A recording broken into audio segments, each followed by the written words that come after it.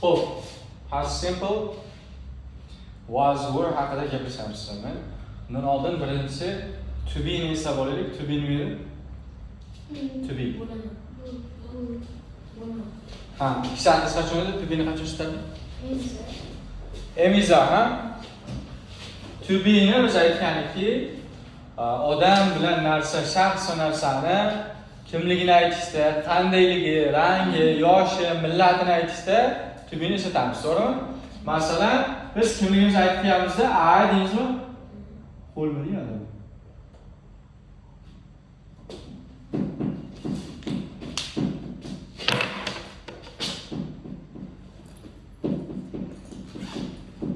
Shu qo'shadi kimda bu?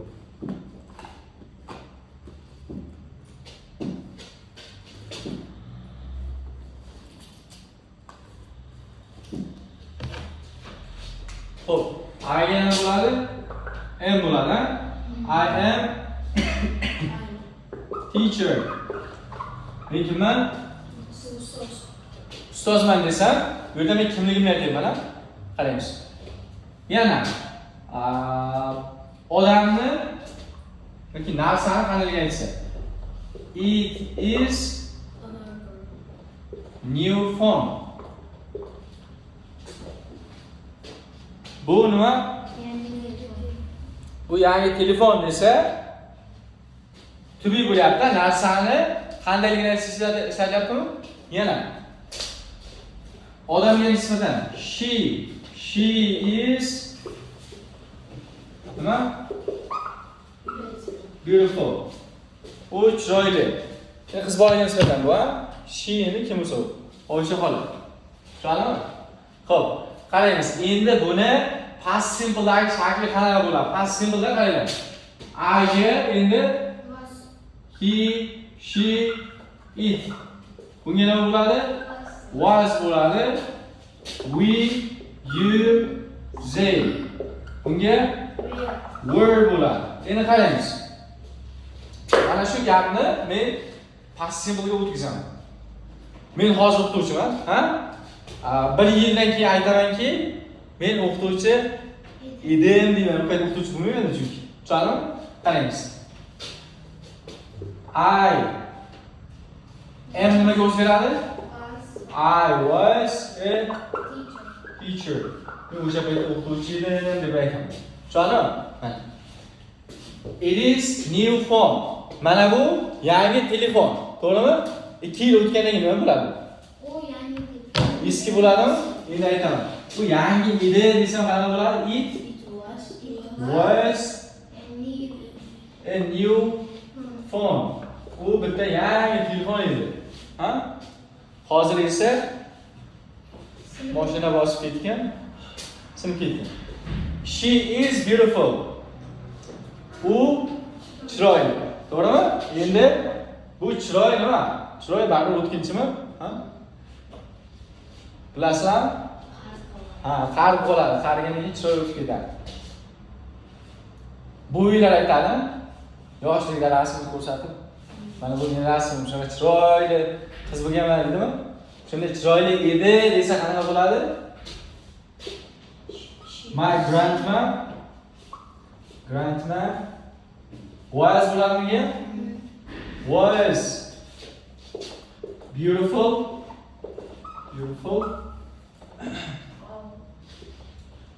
When she was 16. Qachonki necha yosh bo'lganda? 16 yosh bo'lganda chiroyli bo'lganman dedi. Demak, o'shanda nima ishlangan? Was were, past simple was were ishlangan. Yozmaymiz. Miss Laylo. Don't write, okay? Understand me? So, endi qaraymiz. Bu were ga misol keltiramiz. Were. Where are you? Are emas. Were deymiz. Where?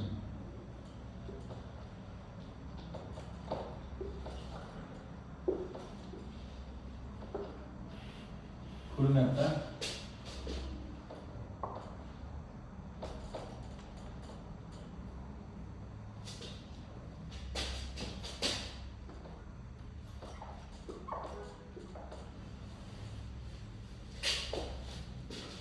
Boshqa emas so'qdi.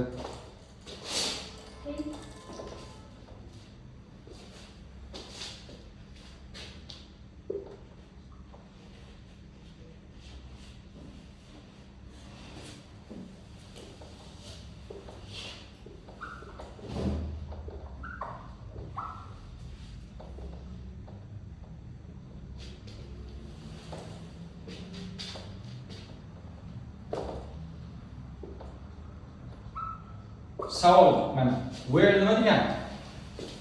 Where nima degan?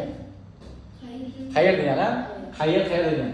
Where were they yesterday? Ular kecha qayerda edi?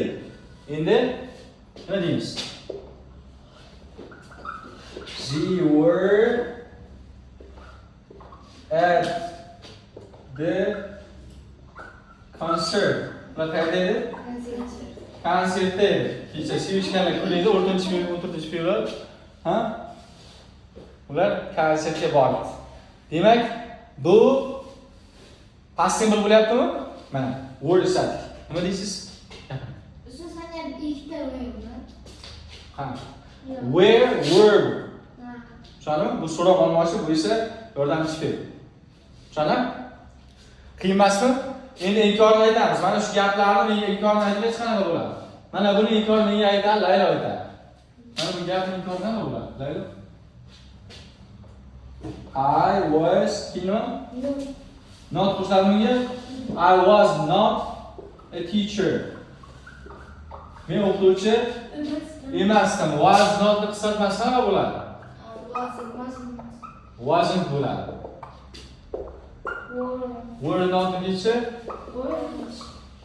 weren't bo'ladi. So'roq shaklinda mana buni yozaman. Oldinga chiqaraman. Was it a new phone?